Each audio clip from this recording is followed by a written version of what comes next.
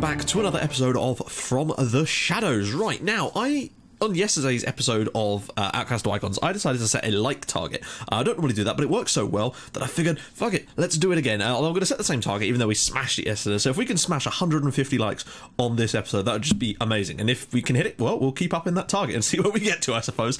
Right, so yeah. Now, question of the day, of course, we're going to start with that. We've got a couple of things to discuss briefly before we kind of get into the fixtures for this month and get things going. Now, today's episode won't feature quite as much editing as perhaps yesterday's one did if you saw some bits. I'm trying out some new stuff to try and be a little bit, just to add a little extra layer to the videos. It won't be able to do that today just because I do have to shoot off after this to basically go help my girlfriend empty her house because, you know, normal people things. Hashtag it. So yeah, question of the day. Now, this is one that I've been seeing floating around for a little while and decided why not do it. Right, so it says, have you ever thought of doing an online FM league with your fans? Yes, the simple answer is yes. But it's just, I just don't see it being feasible at the moment because the problem is with network games, with any more than a couple of people, it gets ridiculously slow. From what I'm told, I'm certainly not an expert on network games, that's for sure. But the problem is, it's, I might do at some stage like a subscriber tournament, perhaps. That way it wouldn't last too long. League would just be out of the question, but maybe it's a tournament. But then it would be difficult because you'd still have to have a limited number of people. And I don't know. I just feel it wouldn't be fair on some people. I don't know. It's something I definitely will consider at some point if I can work out a way of making it a bit more manageable. That's basically the idea. So if you do have any ideas for a question of the day, do drop it in the comments with the hashtag QOTD. Right, so yeah, with 10k coming up, it's coming up faster than I expected actually. We had a kind of really big jump in subs over the last couple of days, which is fantastic. So if you're new and you've joined over the last couple of days, then please make yourself known, and also thank you, really do appreciate it. But basically, I just kind of wanted to go through kind of the things we're going to be doing for 10k now. Firstly, I'm going to be getting some new graphics and everything designed just to sort of celebrate, I suppose. But that's really beside the point. I've been meaning to do that for a while. I've been using the same logos and stuff since I started this channel last year. So I felt it would be time for a new change, new intro, all that kind of stuff, yeah, just to spice things up a little bit and, you know, a bit of spring cleaning. But secondly, I'm going to be doing a stream, a live stream, a sort of all-evening live stream with Portsmouth, doing sort of, I think it's season 13. We're going to try and win the heptuple, or however many there are. I think there's 7 different competitions we could potentially win in that season because we are in everything. So look forward to that. That's going to be fun. It'll just be a nice relaxed evening, just play a bit of Pompey and just chill and talk to you guys. It's been nice. I like interacting with you in the Twitch chat a bit more. It's easier because then it's instant. So we're going to do that. Also, we have the return of Red Star versus Pompey. Now, I had this prepared for like 4 months now. I actually prepared the intro section to this about a week before I got ill, and I was preparing to film it, but it just didn't happen, basically. So I'm going to get Mick in. We're going to record the Red Star versus Pompey, the rematch, now that they have both completed. Now, I do, some people have suggested this, and I do agree that we should do like one with all 4 series. The problem is that at this stage, Paris FC and Roma would get absolutely battered, and it would just be a bit pointless for me. When they've actually completed these series, then I will do like a 4 versus, all 4 of them versus each other, with probably Mick again, and then maybe get a couple more people in to handle the other 2 sides as well. You just don't know. So yeah, that's what we're going to do for now. So Red Star versus Pompey, the rematch, that should be fun. So it always is fun with Nick involved. And finally, I was talking to Em the other day. For those of you who don't know, Em is my girlfriend. And, you know, there are some quite large gaps in her footballing knowledge, which you would expect. You know, she's not a huge fan of football. She does follow a team, but not to perhaps the extent of, you know, you or I. But it gave me the idea, what if I could test her football trivia knowledge in a video? So the other thing I'm probably going to do for 10k is, you know, part Q&A, but again, this is not relevant just yet. I'll do a separate video where I talk about this properly. It's going to be part Q&A and part football trivia, and I'm going to get you guys to come up with the questions for her, basically. Obviously not ridiculously difficult stuff. Obviously, again, so be thinking about it now. Don't worry about it now. Don't put anything in the comments about it just yet. I'll do a separate video, that way you can put stuff and suggestions in there on that one. But basically, that's what we're going to be doing there. So that should be fun as well. Been wanting to get involved in something for a little while, and I figured that was the best way, basically, because I was going to put her in charge of an FM game in the stream at some point, but because that's how confident I was in that Portsmouth team. I reckon that even if she picked the team, we'd probably still win. So there we go, guys. Let's get into things with Paris FC. Now, it's also been pointed out to me that I do talk quite fast, and that can be a bit of a problem if you're not, perhaps, if English isn't your first language, and I do completely understand that. I sometimes try to consciously speak slightly slower. The issue I then find that when I stop trying to consciously speak slightly slower, I then speed up again. And yeah, things get a little bit difficult. I listen to myself back and I'm just like, dude, slow down. But yeah, sometimes it doesn't always happen. So, right, let's get into things. Now, as you know, in the last episode, we beat Stade Caen in a thrilling game, really. We scored a lot of goals. We're also conceding still quite a few, but at least we're scoring more lately. It's just been a bit of hit and miss. Now, next up was more of the miss side of things, basically, when we came to play Lyon, and we were very, very unlucky here. I think like 4-1 was absurdly harsh on us. It really, really was. Look at this. Like, we probably matched them for most aspects of this game, but they scored 4 times and there was nought we could do about it. Yassine Benzia scored 2 goals in very quick succession to give them a 2-0 lead before Jonathan Kofi made it 3-0, and I was a little bit shell-shocked at that point. We did then have to move some stuff around. As you can see, Josep Matas has played a few more games for us, which is glorious to see, and I'm really glad I didn't loan him out because it means he's actually getting some first team football with us.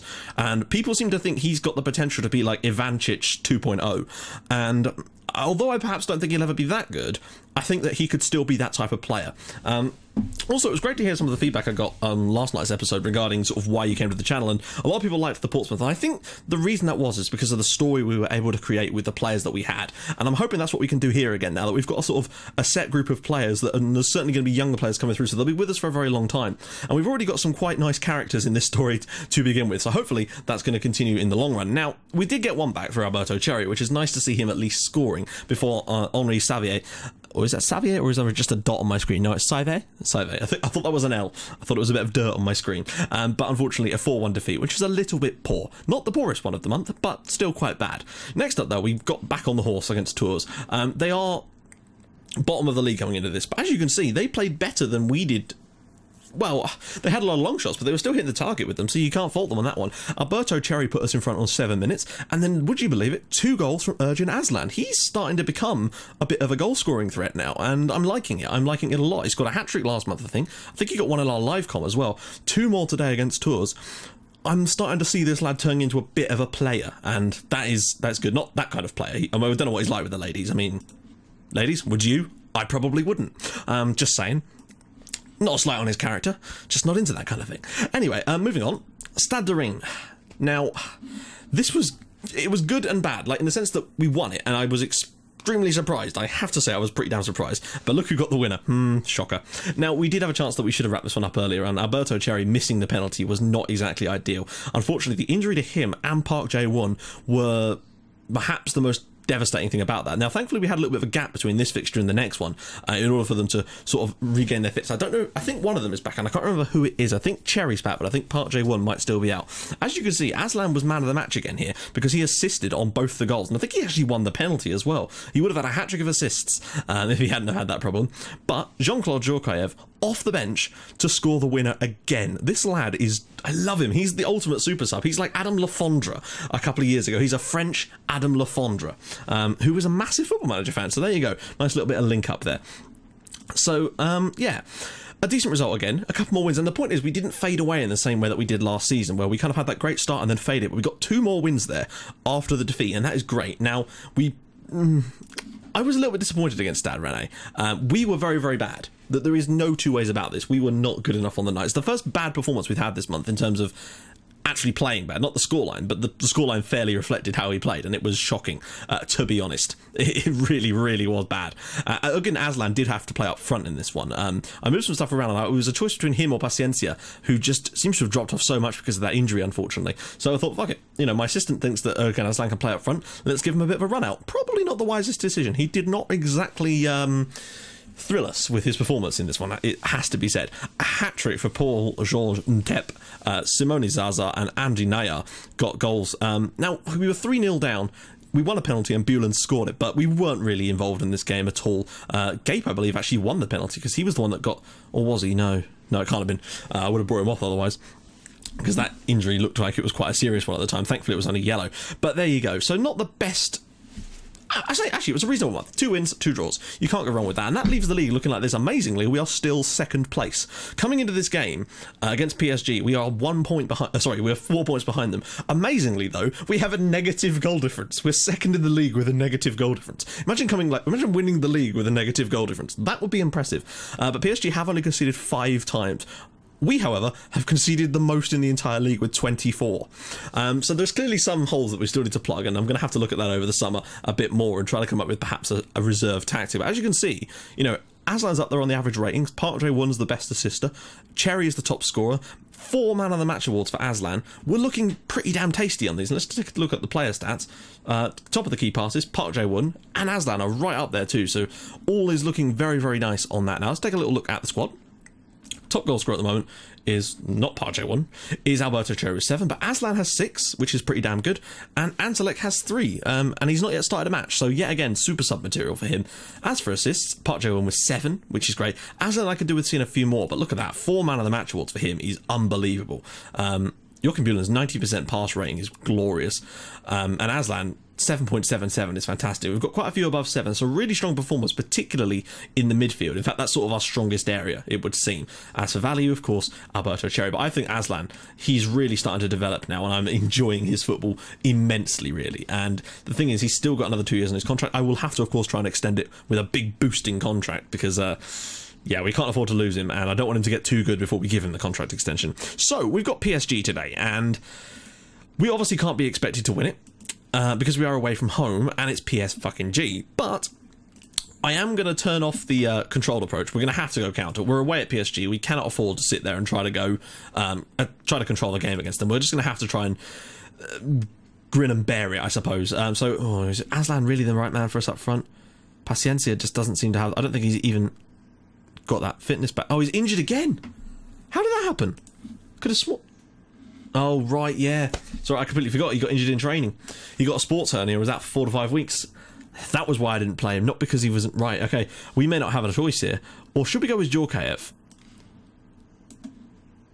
He's not as good, but he is at least a natural striker. But I am going to play Aslan instead of Barguji. Yeah, I'm thinking that. Ruiz and Bar. That's sort of how I'd like this backline to look in a few years. So Ruiz and Bar there. As for the middle, I've not decided yet. We probably do with getting a couple of good centre-backs coming through. But we do have some, I believe. Bühlen's there, but Mattis as well.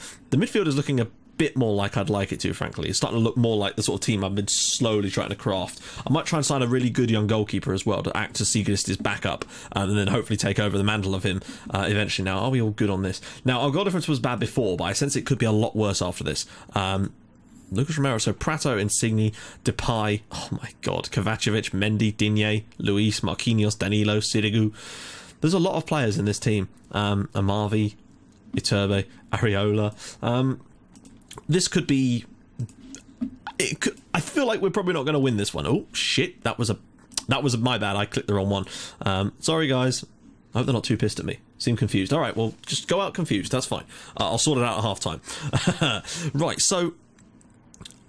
I'm not sure how well this is going to go. I feel like we got a bit lucky to get that 1-0 defeat in the last time we played them, and I think this time might be a bit more emphatic, if I'm honest. We've still got leakiness in the defence, and I don't know if the changes we've made have really made much of an effect on that, since we seem to be scoring more, but unfortunately the defensive side of things does still seem a bit suspect. Uchan now, Bühlen's. Oh, my life. It's going to be tough. And Memphis Depay is actually injured, so...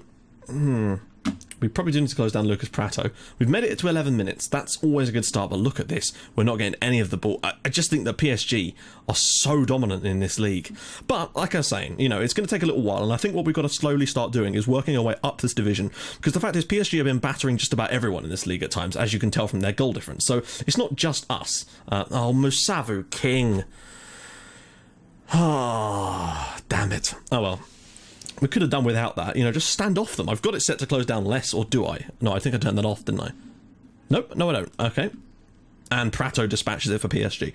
But yeah, we're going to have to slowly start working our way up this division, and eventually we should hopefully be able to solidify ourselves as the second best side, and that's where the real work's going to start, basically, because once we've got there, it's basically an arms race between us and PSG, and we've got to slowly try and catch them, basically, and that's going to be difficult, because they are going to be wielding the axe of power, the axe of, American Express black cards, which they no doubt have plenty of. So we're going to be up against it with that sense. But I think once we get ourselves in the Champions League, things should be slightly easier for us. But of course, we do still have to overthrow PSG, and that is going to be the main difficulty. It's a bit like the difficulty I had with Man United on my Portsmouth save. They were an absolute behemoth at times, and we really, really did struggle to overcome them. I believe there was one season where they literally didn't lose a game for I think they won their first 17 matches or something stupid like that, and we just couldn't get near them. Still only 1-0. So we're certainly not looking like those sort of... Okay, we'll tell them that to make them feel better, but I don't believe we have been that unlucky. Mustafa King made a horrible error for the goal, but it is only a penalty that separates us, and I believe it was something like that that separated us last time. Progress is definitely being made, certainly at stifling PSG at the moment, and whether we can offer much as an attacking threat at the moment, I don't think we can. But Djorkaeff is not looking that great. I might actually make a change. He's not had the best game. I know there's not a lot he can really do in these types of matches, but I'm thinking I'm going to bring on Barguji, because apparently it's Barguji, and I'm going to put Aslan up top just to see what he's capable. I didn't make the change, did I? Let me just try that again. And yeah, we don't want Barguji up top. Aslan, he actually can play up top pretty well, to be fair. I just don't think that's perhaps his natural position, as you can probably tell. So we'll just put him up top and see if he's got anything in the tank. Insignia's ball in, and it's Oban, and I think it's headed away. Just don't foul them again. Insigne, he's going to throw. Oh wow, that's poor. Don't let him score from that angle. Insigne, don't. Oh, Ruiz clears off the line. Good stuff, guys. It's backs against the wall defending, but it is still only 1-0. Oh, what about that from Sigrist? That is truly brilliant goalkeeping. Now, if it comes to the last 15 minutes, I might just throw it on overload and just see if we can nick something from this. It might just catch them off guard. Of course, if we were to get... What is the point of that? Okay, right. Tell me this, guys. I have my tactics set for my goalkeeper to distribute to a certain player, and if not another certain player, and he's just booted it randomly to no one. I don't understand why they would do that. Like, the player wasn't even marked, so I'm not really sure why that would... what a fantastic block. I don't understand why they do that sometimes. It really makes no sense. It's almost like it does it just to set up an opposition attack when the game decides that it needs to do that. It's really quite frustrating. And again... Right, we're going to go overload. We'll probably end up losing this game 2-0, but I feel like there's a chance of us maybe nicking something on the break here. Oh, and again cleared off the line. And I really want to see if we can take a chance here and maybe nick a point, because that would be quite something. You know, we're bound to have a chance. Sometimes we get that one opportunity. Right, we need to make a change. Just to freshen up, I'm going to bring on Gaston Sosa. Where should I put him? I'm bringing on for... No, I'm going to keep Park-Jae on. I'm actually going to replace both my centre mids, I think. Or should I bring on Cantini? Actually, no, screw it. Ryan Phillips is going to come on for Mustafa King. He's had a piss-poor game, and he's not looking too good. Right, we're going to go with that for now. We've got 7 minutes. Can we nick an absolutely ridiculous equaliser? This is going to go straight in the back of the net, isn't it, or something? Umbar now. We're pushing players forward. That's poor, but Park-Jae is onto this. He's onto this. It's cleared away. Uchan brings it down. That's a bit better, guys. Bit more like it. Horrible back pass there. Bulens, don't lose the ball here, because they will break on us like... Oh, and there we go. And this is the point where we concede. Oh, well, we give it our best shot. I genuinely thought we were going to get a chance there. Doesn't look like it. It looks like probably Insigne will go through about 3 of our players and then score. Oh, he should have got there. Should have got there. Cleared away. Kovacevic. Somebody put a foot in. Let him shoot from long range. Oh, come... Oh, what about... How have we saved that? Firstly... He shouldn't have parried that in the first place, but that second save was unbelievable from Sigrist. It looks like it's only going to be another 1-0 defeat here, which is not bad, but as you can see, there's still a massive disparity, right? Okay, there's still a minute left in this game. Barguji, go on, he's got a man out wide. Ruiz now, out wide, whips the ball across. Park-Jae 1! It's in the back of the net! It's PSG 1, Paris FC 1! Oh my god! And contain. And... What about that, guys? PSG 1, Paris FC 1. We have done him an absolute stripy jumper job. Oh, what a ball that is. And Park-Jae 1 at the back post with the slide tackle. PSG 1. Oh, don't you dare let them score. Uchan clears. Prato brings it down. Park-Jae 1 in with the tackle. We've got literally 25 seconds to go. Don't you concede another penalty. Lamina. Come on, guys. Get that 1-1 draw. Go on, just thump it, Mbar. Don't bug around with it. There you go. Just lob that upfield. Win that, win that, win that. Oh, 7 seconds to go. 3 minutes of stoppage time. There might be a little bit more, though. We've got to be careful. Great tackle from Barguji. Go on, son. And there we go. PSG 1, Paris FC 1. And do we deserve it? Absolutely not. But we did get it. And we did... I think we deserved... The tactic, in terms of the game plan that we put out, actually worked. And for that, I think we deserve something. Like, we held on. You know, we only conceded a penalty. That was their only goal. Despite all their, you know, bravado, they only scored a goal. And that is a huge step in the right direction for us. PSG 1, Paris FC 1, Park-Jae 1 with the goal. Oh, he's Park-Jae 1 my heart. He has. He has. That is glorious. That is truly glorious. And if this episode isn't called that, then I don't know what it will be. Wow. Okay, so next episode is going to be... What's coming up? What's coming up? Actually, these are quite... I'm just trying to think what's good, because we've obviously got the sort of... We'll have some... we've got a cup game there, but that's fine. So perhaps... No, that's a bit too many, actually. Maybe Toulouse. let's do Toulouse for the next match. We've had quite a few live comps, it seems, against Toulouse, and we've never had the best of luck against them, but we'll give it a crack today in the next episode and see how we do in that one. So we've got some winnable games coming up, I think. You know, Stadcon in the Cup, we could probably win that. Lens, that could be tough, but you never know. Lille, that should be tough, and Marseille, that will be tough.